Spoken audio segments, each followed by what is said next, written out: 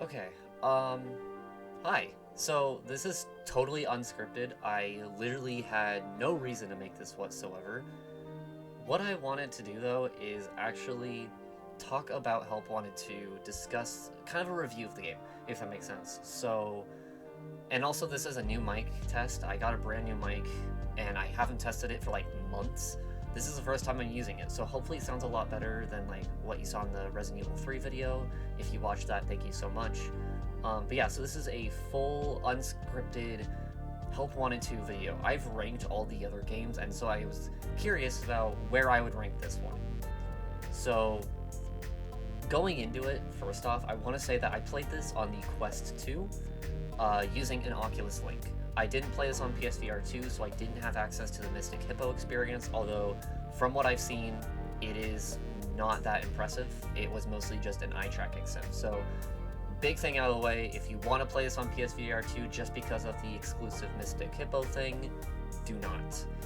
If you don't have a PSVR 2, do not waste $550 just to get it on PSVR 2. It is not worth it. I played it on the the Meta Quest 2, and it was just fine without the Mystic Hippo experience.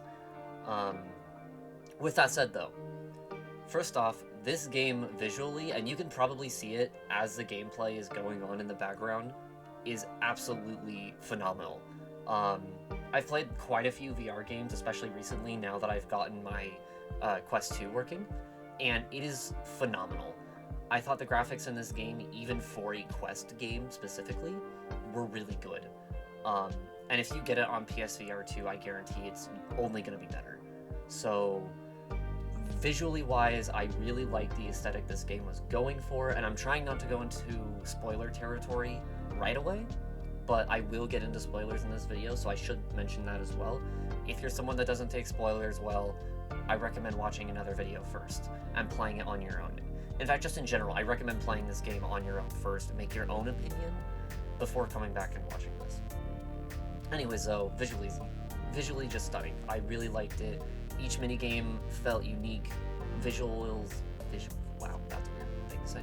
Visual-wise, looked really good. Really, I can't really say much about that other than that. Gameplay-wise, also really solid. So, going into Help Wanted 2, there was a lot of expectations to match Help Wanted 1, and I think a lot of people could probably share that sentiment. Help Wanted 1 was really damn good. I played Help Wanted 1 way too many times. I shouldn't mention it, but I played it way too much for my own good. The way that this game is set up is that there are 6 different categories to play from, kind of like how Help Wanted 1 had 7, and there is also an easy and hard mode, just like Help Wanted 1. Each one kind of takes on a unique role, so like there's Sister Location, which is obviously like strictly Sister Location characters and minigames. There's Backstage, there's Staff Only, Ticket Booth, Fazcade, and there's one I'm missing, but I'm currently blanking on because I'm a big dum-dum. Food. The food minigames, yes. All of them are really good. I cannot stress that enough. This game was really fun to play. All the minigames were really phenomenal in their own ways. You can probably see some of the footage right now to see kind of my reactions to stuff. It gets very tense at times. Very, very tense and very chaotic and really, really fun all around. There's a lot of games that you get to kind of relax almost and just kind of have an enjoyable experience. And then there are games where you are probably clenching your booty cheeks harder than the Bite of 87. It is super fun. There's something for anyone to really get into. The minigames themselves, I wouldn't say they're very hard. There are some moments that not necessarily are frustrating, but can be difficult. And there were really only a couple minigames that I found myself not necessarily like pumped or thrilled by the end of them. Slight spoiler here, one of them is the nights where you're making the drinks. Again, I think it's like Fizzy Faz nights, I think that's what they called them. Those can get pretty repetitive. I don't know why they decided that it was a good idea to make 5 nights with a Fizzy Faz minigame rather than literally anything else, but it wasn't necessarily like super detracting. It was just kind of weird, especially since the minigame itself can get kind of repetitive as each night goes on. But I digress. Other than that, I would say this game is phenomenal in terms of gameplay. If you enjoyed Help Wanted 1, you will definitely enjoy what Help Wanted 2 has to offer with the gameplay. Now, so from here on out, I should say we're going into spoiler territory, so if you haven't clicked off the video already, go play the game yourself first, then come back. Okay, so spoiler time, the story. This is the one moment where the game, I think, really hiccups. So, for reference, there's a lot of debate in terms of where this game takes place. In my personal opinion, I think it takes place after Security Breach, but prior to Ruin. I may be completely wrong about that, and if I am wrong, please let me know. That is where I currently have it set up, though. So the game takes place, it definitely takes place like somewhere around Security Breach or Ruin, but it's not made clear, and that's why I'm kind of thinking it's somewhere in between. It's also not clear who we play as. There are some theories going around as to who we are. Without really going into that, though, there are two likely candidates in terms of who the main character is. But the story, it's very interesting, to say the least. One of the only, I would say, gripes I had was the fact that, and I don't even know how to really put this well, but it almost felt like they didn't know what they wanted to do, and so they just kind of threw something at the wall with the story. So there's only two endings to get. Let me make that clear. There are only two endings. There's kind of a easy ending, so to speak, one that you'll just get by progressing through the game, and then there's one that you actually have to do some certain events, complete some certain tasks, and then you can get this one. It's kind of the hidden secret, not even good ending, just hidden ending of the game. Kind of like how there was the Princess Quest ending in Security Breach or the Scooper ending in Ruin. There is a second hidden ending in Help Wanted 2 that requires a little more digging on the player's end. I don't think that's bad. I think the fact that there's multiple endings is totally fine, and that's not my complaint. The complaint is what each of those endings themselves have. One of them, the normal ending, and this is like heavy spoiler territory, is that we just see what happened with Maskbot, and we basically get a confirmation that the Mimic from the Ruin DLC, as well as from the books, is Glitch Trap, as well as the fact that Maskbot is the one that gave us the Vanny mask in Ruin, which we quite literally already knew in Ruin. So it was really weird because it's like we kind of knew everything already. This ending was essentially just a game confirmation of what we already knew. So if you've been reading the books and really involved with the lore, that first ending will mean literally nothing to you. It is stuff that you've probably already known since early in the year. So that was kind of weird, but I wasn't complaining. When you get to the second ending, when you grinded out the game, you've found all the little secrets, and you get to this ending, for one, you get to play Princess Quest in VR, and I think that is badass. That was really fun. I did not expect them to do that whatsoever, so for them to do that is actually insane, and it was really good looking. So props to Steel Wool for making a 8-bit game or 16-bit game look like that. It looked amazing, and it felt amazing to swing the sword around and, you know, kind of teleport around as you go through the Princess Quest levels we've gotten used to since Security Breach. Well done. The ending is where I kind of wonder what the heck went wrong. Or not even wrong, but just like, what was in their minds? because there are some weird things with this ending. If you haven't seen it yet, the whole idea is that you're given the Glitch Trap plushie from the first Help Wanted game. The one that you get for getting that like final ending with the lock. You get that little green plush. So you get the plush, and you're taken to this arcade machine, and this ginormous Vanny is on the other side just watching you and giving you the literal death glare of death glares almost. And Moon kind of sticks out his hand, and you put the plush in his hand. Moon takes it to Vanny, and Vanny squishes Glitch Trap, and that is it. That is all you get. That's literally it. It's confusing, and there was a lot of moments throughout that entire sequence where I was kind of asking myself, what did I just do?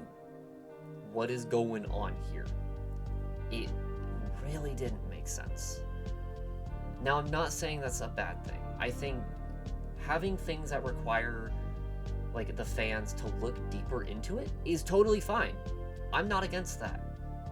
But this was such a left ballpark that I don't even know how to explain half of what I witnessed by the time the credits were rolling.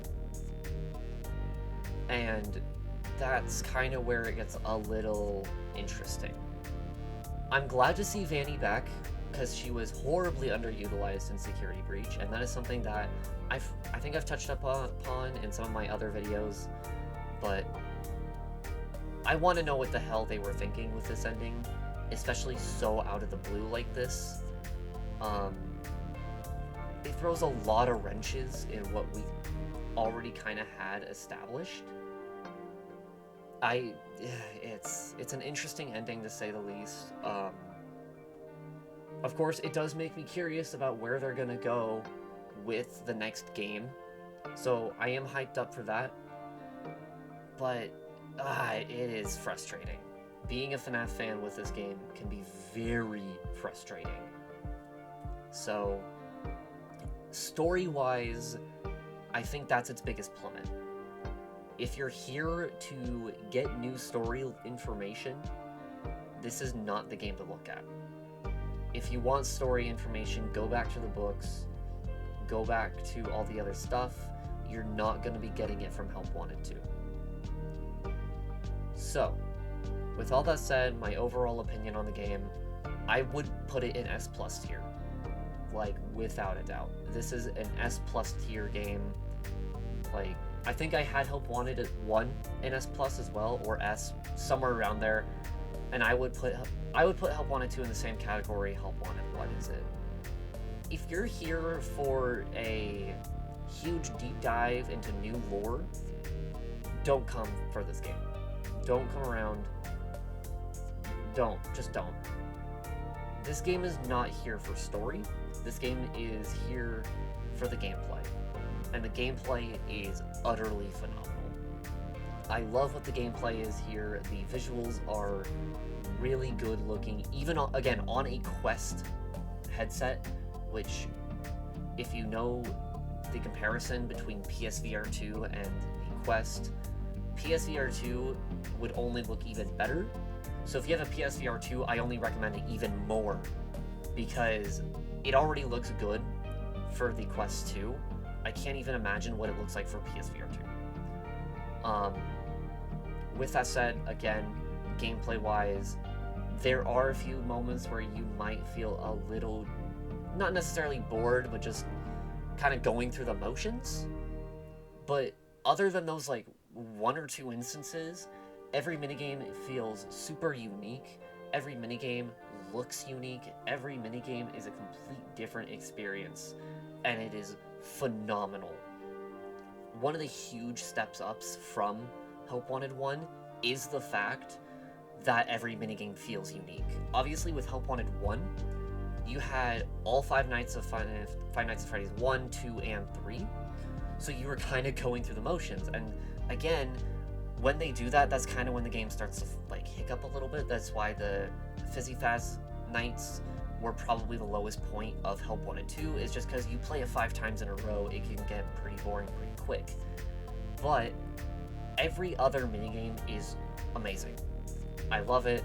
There's easily like 40, if not 50 minigames to go through. I didn't count all of them, and I'm not going to go back and count all of them now. There's a lot of minigames to explore. Really recommend playing this game. Like, easily a 9, if not 9.5 out of 10 for me. Like, as a overall rating S tier game. I would still probably play Help Wanted 1 over Help Wanted 2. And that's mostly just because, again, the story is a little more coherent in Help Wanted 1. And there are certain things that Help Wanted 1 I think just does a little bit better.